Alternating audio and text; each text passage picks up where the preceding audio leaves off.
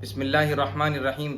دوستو، اللہ کے نبی صلی اللہ علیہ وسلم کی تعلیمات نکاح شادی کے متعلق موجود ہیں، مگر اس کے باوجود اس کی مخالفت کی جاتی ہے۔ جب لڑکیوں سے ان کے نکاح کی اجازت لینے کے لیے گواہ وکیل جاتے ہیں، پہلی بات تو یہ ہے کہ گواہ وکیلوں کا جانا اور ان میں نامحرم ہونا یہ بالکل سراسر اسلامی تعلیمات کے خلاف ہے، کیونکہ گھر کے جو افراد ذمہ دار ہیں، اس کے جو ولی ہیں، اس کے جو محرم رشتہ دار ہیں، ان کو اجازت لینے کے لیے جانا چاہیے۔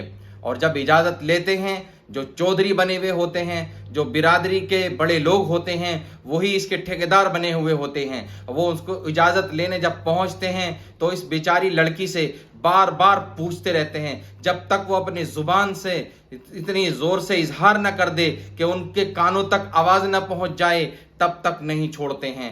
دوستو، ایسے وقت میں جبکہ لڑکی جو شرم والی ہو، حیا والی ہو، وہ کیسے اپنی زبان سے الفاظ کا زور سے اظہار کرے گی؟ اس کے اوپر کیا بیتے گی؟ لیکن یہ معاشرے کی رسمیں اور معاشرے کے بنائے ہوئے یہ قانون ایک طرف ہیں اور نبی اکرم صلی اللہ علیہ وسلم کی سنت ایک طرف ہے۔ دوستو، اللہ کے نبی صلی اللہ علیہ وسلم کی تعلیم کیا ہے؟ اللہ کے نبی صلی اللہ علیہ وسلم کی تعلیم یہ ہے کہ اس کا ولی اس سے شادی کے لیے اجازت لے گا کہ بیٹی میں فلاں سے تیرا نکاح کر رہا ہوں۔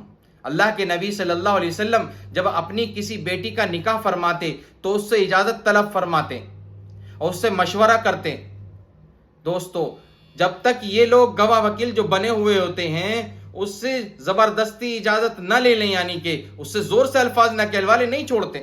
اللہ کے نبی صلی اللہ علیہ وسلم کی تعلیم یہ ہے کہ جو عورت ایک بار شادی کر چکی ہے اس کی اجازت تو الفاظ سے ہوگی اور وہ اپنے رائے کا اظہار، اپنی اس شادی کی رضامندی کا اظہار خود سے کرے گی۔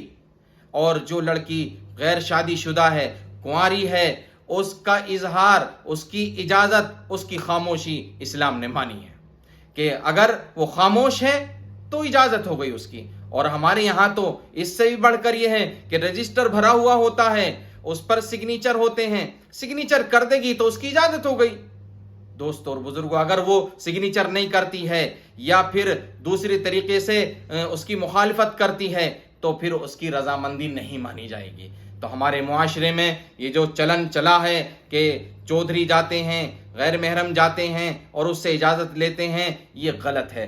گھر کے رشتہ دار، گھر کے محرم افراد، گھر کا اس کے ولی ذمہ دار افراد وہ اجازت لینے کے مستحق ہیں اور ان کو ہی اجازت لینی چاہیے۔ یہ ہے اسلامی شریعت اور اسلام کا اصول۔ اللہ عمل کی توفیق عطا فرمائے۔